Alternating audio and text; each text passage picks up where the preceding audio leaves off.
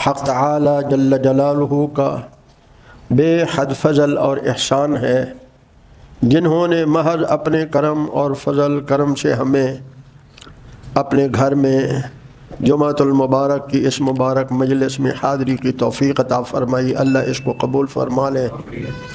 دعا ہے اللہ ہم سب کو اور ساری امت کے لوگوں کو اپنے گھر کی اپنے در کی حاضری نصیب فرمائے رکھیں، زندہ رہیں تو ان کے در پہ آتے جاتے رہیں، مریں تو ان کے نبی کے نقش قدم پہ چلتے چلتے دنیا سے چلے جائیں۔ یہ شوال کا مہینہ ہے۔ نبی کریم صلی اللہ علیہ وآلہ وسلم مکہ مکرمہ میں 13 سال مشرکین کے دکھوں کو سہتے سہتے گزار کے مدینہ طیبہ ہجرت کر گئے۔ 1 سال گزرا تھا، 1 سال کچھ ماہ گزرے تھے۔ انہوں نے مکے والے مشرکوں نے آپ پر حملے کا ارادہ کیا۔ آپ نے تدبیر سے اس کو ٹالنے کی کوشش کی، لیکن پھر بھی آمنا سامنا بدر کی شکل میں ہو گیا۔ 14 مسلمان شہید ہوئے، 70 کافر مارے گئے، 70 قید ہو گئے۔ 1 سال انہوں نے پھر تیاری کی۔ اگلا رمضان گزارتے ہی شوال میں وہ پھر مسلمانوں پر حملہ آور ہوئے۔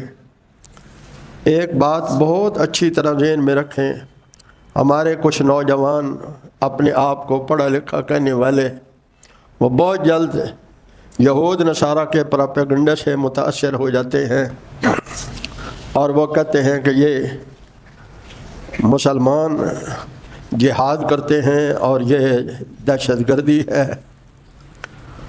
مسلمان جہاد کیا کرتے ہیں، جہاد کس لیے ہے، جس کو سمجھنے کی بھی ضرورت ہے۔ جہاد جہد سے ہے، جہد کا معنی ہے محنت کرنا، مشقت کرنا۔ دین اسلام کی اشاعت، دین اسلام کی حفاظت، دین اسلام کے غلبے کی جو بھی محنت کی جاتی ہے اس کو جہاد کہا جاتا ہے۔ وہ مال سے ہو تو جہاد بالمال ہے، جان سے ہو تو جہاد بالنفس ہے، اور اگر دونوں سے ہو تو اللہ فرماتے ہیں جاہدوا باموالہم وانفسہم، انہوں نے میری راہ میں جہاد کیا اپنی جان سے اور مال سے۔ مسلمان روئے زمین پر اللہ کا نمائندہ ہے اور وہ ساری مخلوق کو اللہ کا غلام اور تابع بنانے کی فکر اور محنت کرتا ہے، کیونکہ اللہ نے دنیا آخرت کی کامیابیوں کا مدار جو رکھا ہے وہ رسول اللہ صلی اللہ علیہ وسلم کی اطاعت میں رکھا ہے، اور کوئی راستہ عزت کا یا کامیابی کا نہیں ہے۔ صرف ایک ہی راستہ عزت اور کامیابی کا ہے، وہ میرے نبی صلی اللہ علیہ وسلم کا ہے۔ پھر اگر آپ توجہ کریں کہ مسلمان جا کر جہاد میں حملہ نہیں کرتے، ان کو دعوت دیتے ہیں، کہتے ہیں کونوا مثلنا، ہم جیسے تم بھی ہو جاؤ۔ اور اگر کوئی مسلمان ہو جائے تو یہ نہیں ہوتا کہ اس کو دوسرے درجے کے شہری کے حقوق حاصل ہوتے ہیں، پہلے درجے کے۔ آج کوئی بندہ امریکہ جاتا ہے تو پہلے دن امریکی نہیں ہو جاتا، سعودی عرب جائے، ترقی یافتہ ملکوں میں کہیں بھی جائے تو وہ اس کو وہ حقوق دیتے ہیں۔ لیکن آج وہ اعتراض کرتے ہیں کہ مسلمان کہتا ہے کہ کونوا مثلنا، ہم جیسے ہو جاؤ۔ ہم دعوت ذلت دے رہے ہیں یا دعوت عزت دے رہے ہیں؟ عزت کی دعوت، اس کو دہشت گردی کہا جا رہا ہے، اور جو مال کے لیے، زمینوں کے لیے، لوگوں کے قدرتی وسائل پر قبضے کے لیے جانوں کو، اموال کو، ملکوں کو نقصان پہنچاتے ہیں، وہ کہتے ہیں کہ ہم امن کی جنگ لڑ رہے ہیں۔ اور مسلمان بھی بیچارہ ایسا بھولا بالا ہے، وہ سمجھتا ہے کہ اگر عراق میں امریکہ آ کر حملہ کر رہا ہے تو امن کے لیے ہے، افغانستان میں حملہ کر رہا ہے تو امن کے لیے ہے، سوڈان پہ حملہ کر رہا ہے، شام پہ حملہ کر رہا ہے تو امن کے لیے ہے، اور مسلمان اگر دعوت اسلام دیتا ہے اور کوئی نہ مانے تو دوسرا سٹیپ پھر بھی یہ نہیں ہے، اس کو یہ کہا جاتا ہے تم اللہ کی خلافت کے ماتحت ہو کر آزاد زندگی گزارو، اللہ کی خلافت کے ماتحت ہو کر آزاد زندگی گزارو، میری طرف دیکھیں گے، تمہاری جان کی حفاظت ہم کریں گے، تمہارے مال کی حفاظت ہم کریں گے، تمہاری عزتوں کی حفاظت ہم کریں گے، تمہاری عبادت گاہوں کی حفاظت ہم کریں گے، تمہارے مذہبی پیشواؤں کی حفاظت ہم کریں گے۔ اب بتاؤ، اور پھر پوری دنیا میں کوئی ایسا ملک نہیں ہے جو لوگوں سے جبری ٹیکس نہیں لے رہا، ایسا ہی ہے، لیکن مسلمان جب ان کو کہتے ہیں کہ تم اسلام کی خلافت، اسلام کی حکومت کے تابع ہو جاؤ، ان سے معاہدہ کرتے ہیں کہ ہم تم سے اتنا اتنا اس کے عوض میں ٹیکس لیں گے۔ اور پھر اس سے بھی اگلی بات، جب کبھی مسلمانوں کی حکومت میں کوئی کافر مارا گیا، اس کے مال کو نقصان پہنچا، اس کی اولاد کو نقصان پہنچا، تو اس نقصان کا ازالہ ریاست نے کیا ہے، چھوڑ نہیں دیا ہم نے، بھئی نقصان ہو گیا تو ہم کیا کریں، نہیں، اسلام ایک ضابطہ حیات ہے، زندگی گزارنے کا ایک نظام ہے۔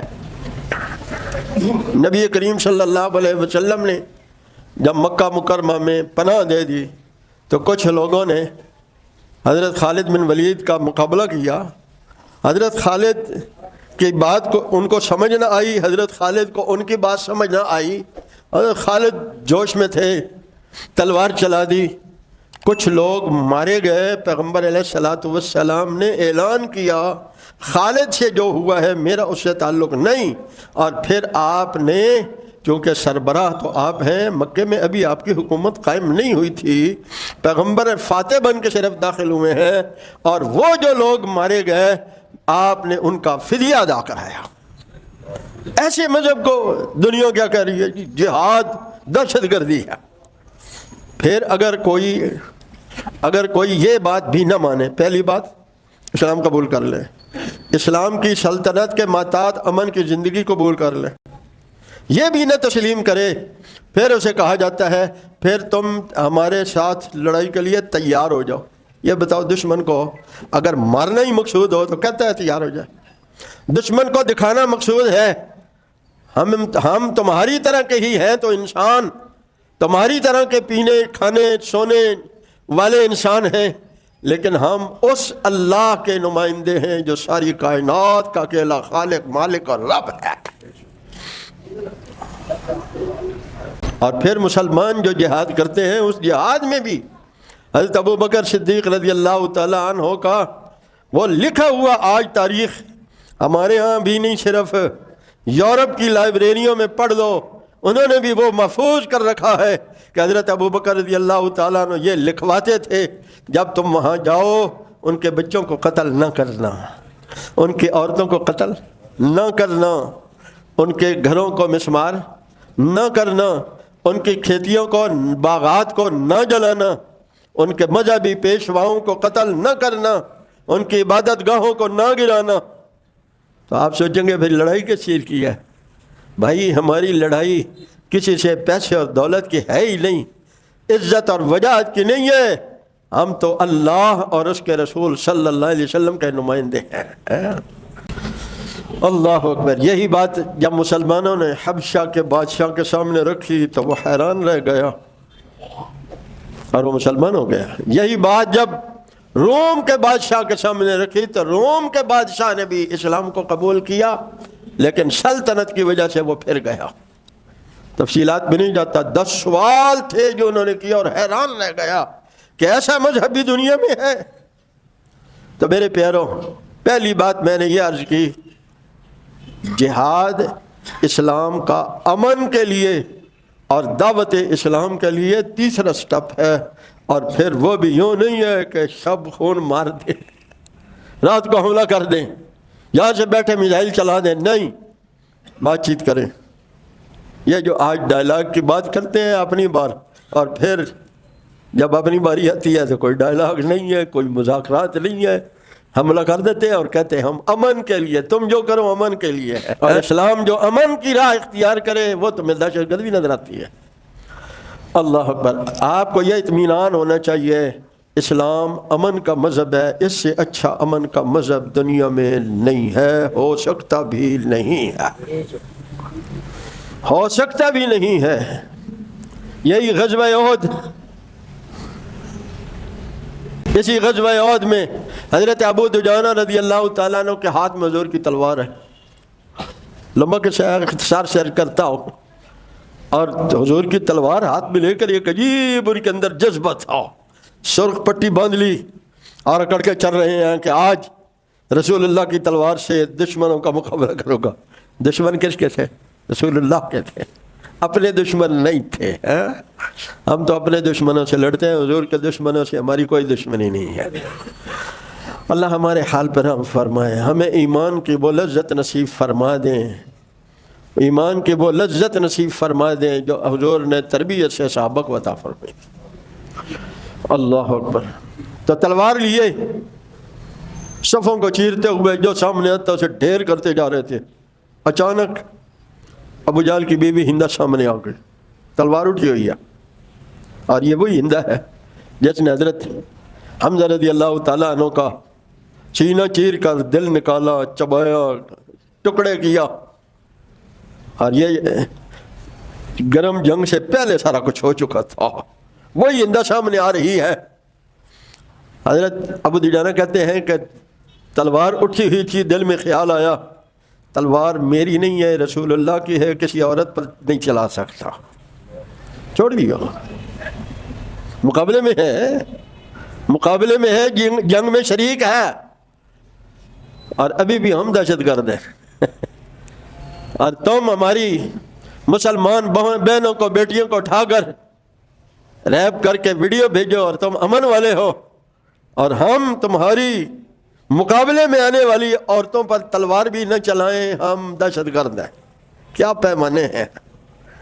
باقی ہمیں کسی کو یقین دلانے کی ضرورت نہیں ہے، ہمیں یہ یقین ہونا چاہیے اندر کہ اسلام امن کا مذہب ہے، دہشت گردی کا نہیں ہے، جہاد دہشت گردی نہیں ہے، جہاد امن کو قائم کرنے کے لیے اس قوت کا استعمال ہے۔ جب امن قائم ہو جاتا ہے تو پھر جہاد نہیں ہوتا، جب امن قائم ہو جاتا ہے پھر وہاں جہاد، پھر وہاں کام کیا ہوتا ہے؟ ہم بنیادی ہمارا کام دعوت ہے، دعوت اسلام ہمارا بنیادی کام ہے، اور جہاد اس دعوت اسلام کی راہ میں ہونے والی رکاوٹ کو دور کرنے کا نام ہے۔ بہت سے لوگ پڑھے لکھے اپنے آپ کو ایسا اسلام پر اعتراض کرتے ہیں گویا ان کا اسلام سے کوئی تعلق ہی نہیں ہے۔ مسلمان بھی کہلاتے ہیں اور اسلام پر اعتراض بھی کرتے ہیں، مسلمان بھی کہلاتے ہیں اور رسول اللہ صلی اللہ علیہ وسلم پر اعتراض بھی کرتے ہیں، مسلمان بھی کہلاتے ہیں اور صحابہ پر اعتراض بھی کرتے ہیں۔ سمجھ میں نہیں آتی پھر اسلام کون سا ہے، پھر مسلمان کون سے ہے جس کو صحابہ میں بھی اعتراض نظر آتے ہیں، جن کو اللہ نے کہا رضی اللہ عنہم ورضوا عنہ۔ تو مسلمانوں کی جب احد میں لڑائی ہوئی، تفصیلات انشاءاللہ آئندہ جمعہ، تو یہاں قرآن مجید نے چند باتیں نصیحتیں کی ہیں، میں آج وہی سناؤں گا اختصار کے ساتھ۔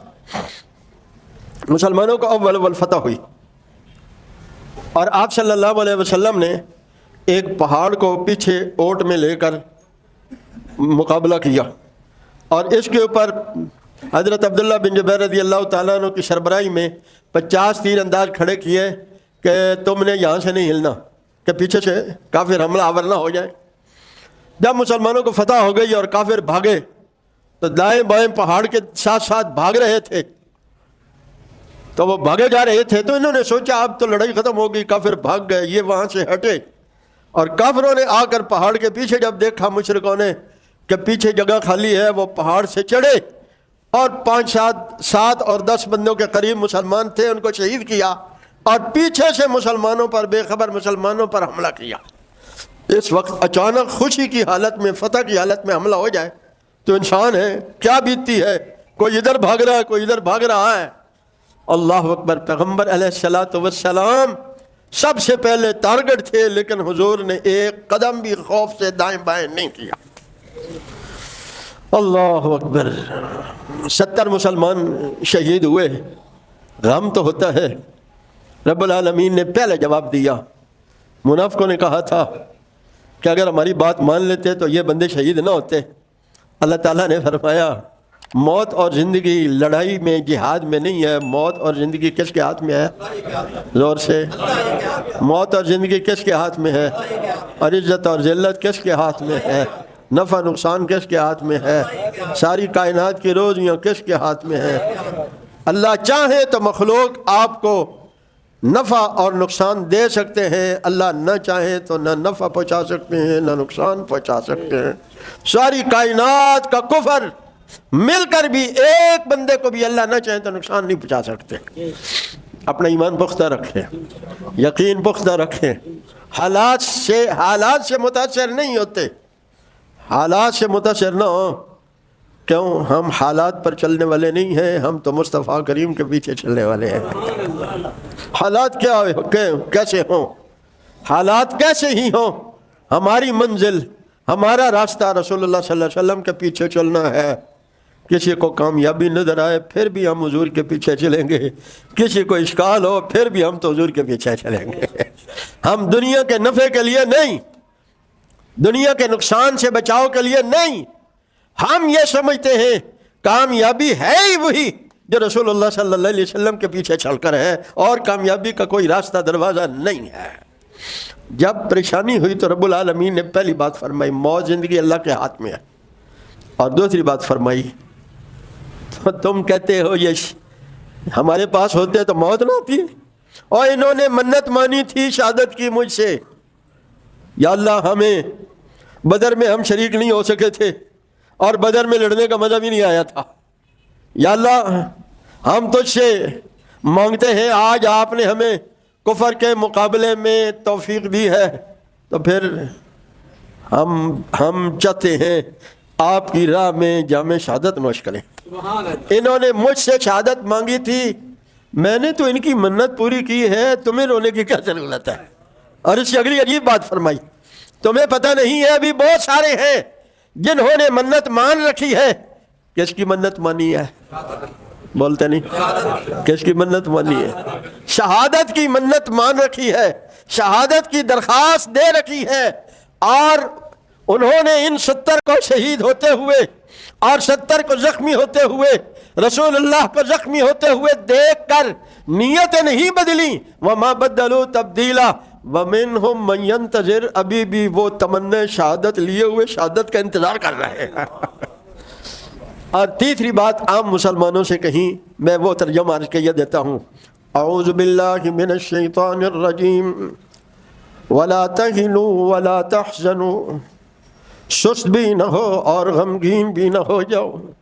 وانتم الاعلون ان کنتم مؤمنین, اگر تم مومن ہو تو تم ہی غالب رہو گے.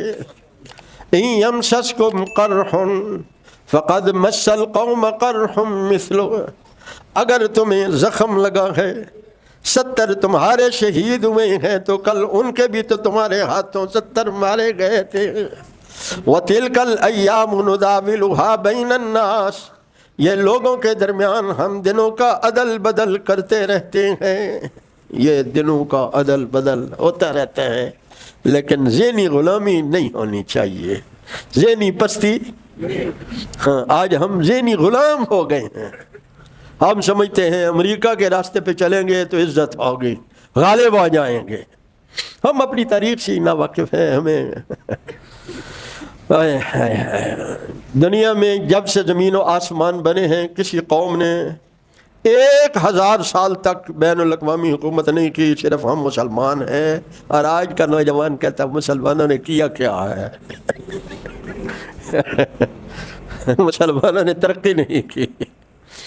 اللہ ہمارے حال پہ رحم فرمائے. ہاں ہمارے بڑوں نے بہت کیا ہے, لیکن ہم نے وہ کیا تو نہیں ہے, وہ پڑھا بھی نہیں ہے. اس لیے ہم غیروں سے ہم سمجھتے ہیں اور ان سے متاثر ہیں کہ وہ بڑی ترقی کر گئے ہیں. کون سی ترقی ہے؟ 100-150 سال سے اوپر کوئی بھی نہیں چلا. اور ہم نے پوری دنیا کو ڈیل کیا ہے, پوری دنیا کو کی راہبری کی ہے، پوری دنیا کی رہنمائی کی ہے، اور کتنی دیر کی ہے؟ 1050 سال کی ہے۔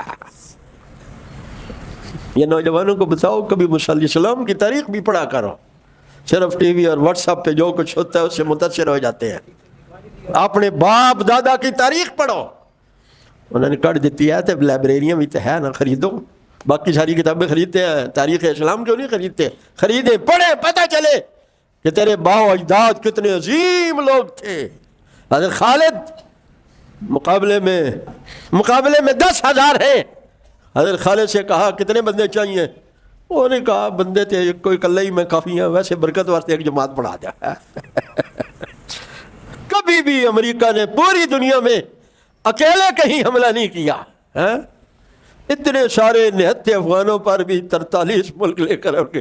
اس کا نام بہادری ہے، اس کا نام ترقی ہے، اس کا نام جرأت ہے۔ یہ جرأت نہیں ہے، کبھی اپنے وسائل سے جنگ نہیں لڑی، ساری دنیا کے لوگوں سے چندہ لے کر جنگ لڑتا ہے۔ پٹرول مہنگا ہوا پریشان نہ ہو، کوئی بات نہیں ہے، ظاہری حالات ہے۔ وَتِلْكَ الْأَيَّامُ نُدَاوِلُهَا بَيْنَ النَّاسِ، اصل جو پریشانی کی چیزیں ہیں اس پر پریشان ہوں۔ وہ کیا ہے؟ آج مسلمان کی عزت محفوظ نہیں ہے، یہ پریشانی کی بات ہے۔ یہ پٹرول مہنگا ہونا پریشانی کی بات ہے۔ آج میرے بچے محفوظ نہیں ہیں، یہ پریشانی کی بات ہے۔ آج مسلمانوں کی جانیں محفوظ نہیں ہیں، یہ پریشانی کی بات ہے۔ آج مسلمانوں کے ایمان محفوظ نہیں ہے، یہ پریشانی کی بات ہے۔ کوئی نہیں، یہ جو مجھے یاد ہے پہلی بار جب اللہ نے مجھے گاڑی دی تو 2.5 روپے ڈیزل تھا۔ یہ حالات ہیں، آتے جاتے رہتے ہیں۔ میری آپ کی پریشانی یہ نہیں ہے، میری آپ کی پریشانی یہ ہے اللہ کے حکم ٹوٹ رہے ہیں اور مسلمان کی جان، مال، ایمان، اولاد، عزت، ایمان محفوظ نہیں ہے۔ یہ پریشانی ہے مسلمان کی، جس کو اس کو پتہ ہی نہیں ہے۔ رب العالمین فرما رہے ہیں وَتِلْكَ الْأَيَّامُ نُدَاوِلُهَا بَيْنَ النَّاسِ، ہم دنوں کو عدل بدل کرتے رہتے ہیں۔ وَلِيَعْلَمَ اللَّهُ الَّذِينَ آمَنُوا وَيَتَّخِذَ مِنْكُمْ شُهَدَاءَ، یہ جو ٹکرا ہوتا ہے، اللہ دکھانا چاہتے ہیں ایمان والے کون ہیں، اور اللہ ان میں سے کچھ پھول چن لیتے ہیں شہیدوں کی شکل میں۔ وَاللَّهُ لَا يُحِبُّ الظَّالِمِينَ، اللہ ظالموں کو ناپسند کرتا ہے۔ وَلِيُمَحِّصَ اللَّهُ الَّذِينَ آمَنُوا وَيَمْحَقَ الْكَافِرِينَ، اللہ فرماتے ہیں میں یہ کیوں ٹکراؤ کراتا ہوں، کیوں ٹکرا کراتا ہوں؟ ایمان والوں میں نکھار آ جائے، کفر ختم ہوتا جائے۔ ام حسبتم، ہم سے سوال ہے، ام حسبتم ان تدخلوا الجنہ، تم کیا خیال کرتے ہو جنت میں یوں ہی داخل ہو جاؤ گے؟ وَلَمَّا يَعْلَمِ اللَّهُ الَّذِينَ جَاهَدُوا مِنْكُمْ وَيَعْلَمَ الصَّابِرِينَ، ابھی تو اللہ نے تم میں سے امتحان لے کر دیکھا بھی نہیں ہے کون جہاد کرنے والا ہے، کون ایمان پر ثابت قدم رہنے والا ہے۔ پھر فرمایا وَلَقَدْ كُنْتُمْ تَمَنَّوْنَ الْمَوْتَ مِنْ قَبْلِ أَنْ تَلْقَوْهُ، تم بھی تمنا کرتے تھے شہادت کی۔ اسی بھی دعا سے کرتے ہیں نا، لیکن اگر وقت آ جاتا کہ کہنے اللہ ہونے نہیں اگلے سال، کیا خیال ہے؟ ہمارے خاریانی صاحب سناتے تھے ایک بندہ بڑی دعائیں کرا مدینہ شریف جا کے، روضہ شریف پہ کہنے لگا حضور کتنی پاک خاک پاک ہے، اگر مجھے بھی یہاں جگہ مل جائے۔ گھر گیا تو بخار اتنا چڑھا، موت نظر آنے لگی، کہنے لگے ایک بار جیتے جیتے روضہ شریف پہ لے جاؤ، اٹھا کے لے گئے، کھڑا ہو کے کہنے لگا حضور یہ تو نہیں کہا تھا اس بار رکھ لیں، ایک بار گھر جانے جائیں، اگلی بار آؤں گا ترا۔ ہم تو ایسے یہ ہماری دعائیں ہیں، یہ ہماری شہادت کی تمنا ہے۔ ہائے ہائے، اللہ فرماتے ہیں وَلَقَدْ كُنْتُمْ تَمَنَّوْنَ الْمَوْتَ مِنْ قَبْلِ أَنْ تَلْقَوْهُ فَقَدْ رَأَيْتُمُوهُ وَأَنْتُمْ تَنْظُرُونَ، تمنا کرتے تھے پھر آنکھوں کے سامنے موت کو تم نے دیکھ لیا۔ اللہ اکبر۔ وَمَا مُحَمَّدٌ إِلَّا رَسُولٌ، کچھ لوگوں نے کہا رسول اللہ تو شہید ہو گئے، اب جہاد کیوں کرنا ہے؟ اللہ فرما رہے ہیں وَمَا مُحَمَّدٌ إِلَّا رَسُولٌ، محمد صلی اللہ علیہ وسلم تو میرے رسول ہیں، میرے رسول ہیں، میں نے بھیجا ہے۔ قد خلت من قبلہ الرسل، پہلے بھی کچھ رسول گزرے ہیں، افإن مات او قتل انقلبتم علی اعقابکم، اگر رسول اللہ کو وفات آ جائے یا رسول اللہ شہید کر دیے جائیں تو کیا تم الٹے پاؤں کفر میں پھر جاؤ گے؟ ومن ينقلب على عقبیہ فلن يضر اللہ شیئا وسيجزی اللہ الشاکرین۔ مومن کی شان یہ ہے، کیا صحابہ نے عجیب بات کہی، کہ حضور شہید ہو گئے، کہا پھر بتا جب رسول اللہ جس مشن پہ شہید ہو گئے ہیں مجھے آپ کو زندہ رہنے کی کیا ضرورت ہے؟ اس مشن پر جس میں میرے حبیب شہید ہوئے، ابھی پتہ نہیں تھا، خبر سچی ہے، یہ میدان جہاد ہے، اس مشن پر جس پر میرے حبیب شہید ہوئے، پھر میں بھی اپنی جان کا نذرانہ لے کر آگے بڑھتا ہوں، اور یوں بڑھے پھر جنت میں جا کر داخل ہو گئے۔ اللہ مجھے آپ کو نبی کریم صلی اللہ علیہ وسلم کی سچی محبت، حضور کی اطاعت میں کامیابی کا یقین نصیب فرمائے۔ وآخر دعوانا الحمدللہ رب العالمین۔ انوار ختم نبوت ٹرسٹ پاکستان